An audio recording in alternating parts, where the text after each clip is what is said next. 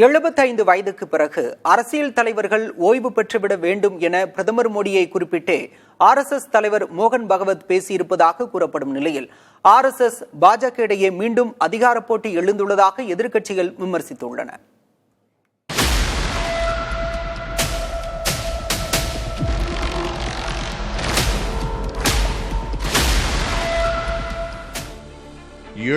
வயதாகும் போது நீங்கள் ஓய்வு பெற்று மற்றவர்களுக்கு வெளிவிட வேண்டும் என வலதுசாரி இயக்கமான RSSின் தலைவர் மோகன் பகவத் பேசியிருந்தார். அவரது இந்த பேச்சு முற்றிலும் பிரதமர் மோடியை பற்றியதே என எதிர்க்கட்சிகள் கருத்துக்களை முன்வைத்துள்ளன.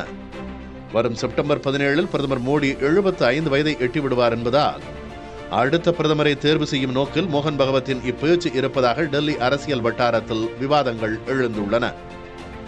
பிரதமர் மோடி ஓய்வு பெற வேண்டும் என எவ்வளவு அழகாக RSS தலைவர் மோகன் பகவத் கூறியுள்ளார் என காங்கிரஸ் பொதுச் செயலாளர் ஜெய்ராம் ரமேஷ் தெரிவித்துள்ளார். அதே சமயம் மோகன் பகவத்துக்கும் செப்டம்பர் 11ஆம் தேதியுடன் 75 வயதாகிறது என அவரிடம் பிரதமரும் சொல்லலாம் என குறிப்பிட்டுள்ளார். ஒரே அம்பு இரு இலக்குகள் எனவும் ஜெய்ராம் ரமேஷ் விமர்சித்துள்ளார். பாஜகவின் மூத்த தலைவர்களான LK அத்வானி, முரளி மனோகர் ஜோஷி, ஜஸ்வந்த் சிங் போன்றோரை வயது மூப்பை காரணம் காட்டி ஓய்வு பெறச் செய்தது பிரதமர் மோடி மீதான விமர்சனம். எனவே அதே விதியை அவர் இப்போதும் பின்பற்றுவாரா என்று பார்ப்போம் என சிவசேனா கட்சியின் உத்தவ் தாக்கரே பிரிவைச் சேர்ந்த மூத்த தலைவர் சஞ்சய் ராவுத் கூறியுள்ளார். ஏற்கனவே கடந்த ஆண்டு நாக்பூரில் உள்ள RSS தலைமையகத்திற்கு பிரதமர் மோடி சென்றிருந்த போது அவரது ஓய்வு தொடர்பாக விவாதங்கள் எழுந்தன. பாஜகவின் அரசியல் அமைப்பில் ஓய்வு பெறுவது குறித்த விதி எதுவும் இல்லை என்று 2023 அமித்ஷா தெளிவுபடுத்தியிருந்தார்.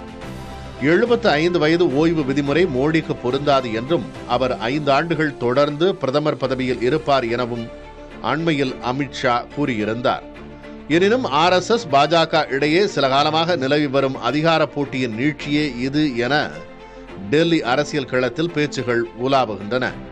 மோடிக்கு 75 வயதாகும் நேரத்தில் RSS தலைவர் இவ்வாறு பேசியிருப்பது மோடி ஓய்வு பெற வேண்டும் என்பதற்கான அறிவுறுத்தல் தான் என எதிர்க்கட்சிகளைச் சேர்ந்தவர்கள் ஆணித்தரமாக சொல்கிறார்கள்.